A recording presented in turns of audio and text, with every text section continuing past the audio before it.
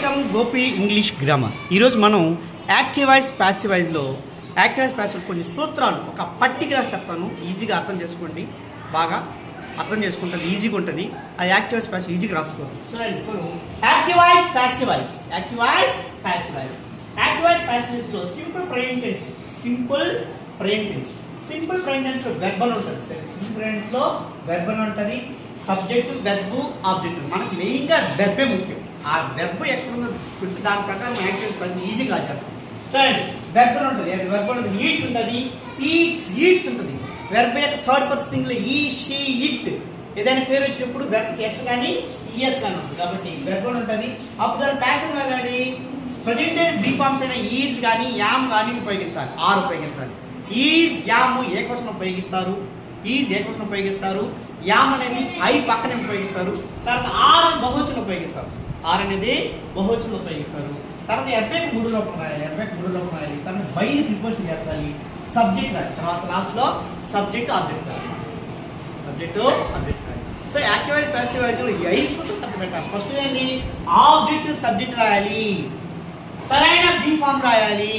సరైన be form అంటే అది verb a tense, present tense ఉందా, పాస్ట్ టెన్స్ ఉందా, ప్రజెంట్ కంటిన్యూస్ ఉందా, ప్రజెంట్ పర్ఫెక్ట్ టెన్స్ ఉందా అని మనం చూసుకోవాలి.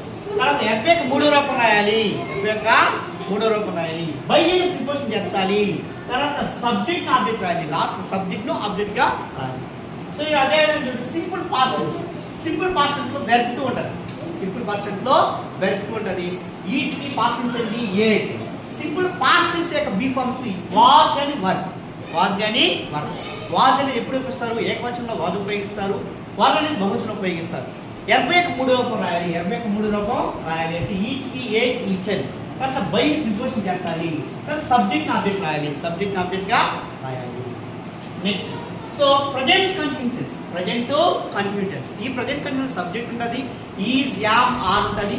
వెర్బ్కి ఇన్ఫార్మ్ ఉంటుంది, వెర్బ్కి ఇన్ఫార్మ్ ఉంటుంది. తర్వాత ఆబ్జెక్ట్ ఉంటుంది. సో ఇప్పుడు sub is, am, are, is, am, are ఏర్పడి వెర్బ్కి ఇన్ఫార్మ్ ఉంటుంది.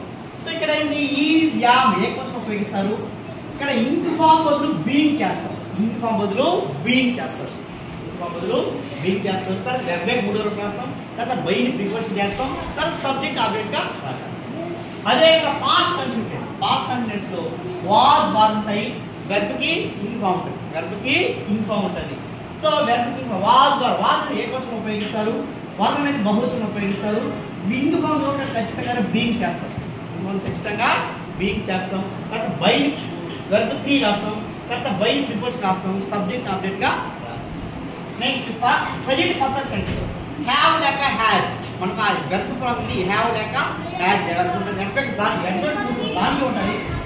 హ్యావ్ వస్తే హ్యాస్ వస్తే హ్యాస్ బీన్ ఏకవచనం ఉపయోగిస్తారు, హ్యావ్ బీన్ బహువచనం ఉపయోగిస్తారు. సో ఎఫెక్ట్ మూడో రాస్తాం, తర్వాత బై ప్రిపోజిషన్ చేస్తాం, సబ్జెక్ట్ ఆబ్జెక్ట్ గా రాస్తాం. Next past perfect tense, past perfect tense.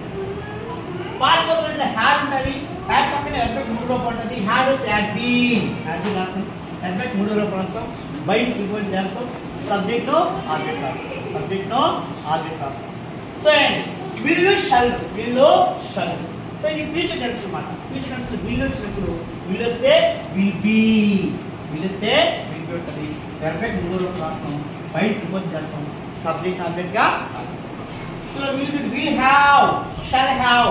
Will అంటే విల్ హ్యావ్ బీన్ ఉపయోగిస్తాం, ఎఫెక్ట్ మూడో రూపం రాస్తాం, తర్వాత బై చేస్తాం, సబ్జెక్ట్ ఆబ్జెక్ట్ గా రాస్తాం. ఈ పట్టి జాగ్రత్తగా గమనించి పెట్టుకోవడానికి యాక్టివ్ వాయిస్ ప్యాసివ్ ఈజీగా రాస్తాం, ఈజీగా మనం రాస్తాం. Thank you to all.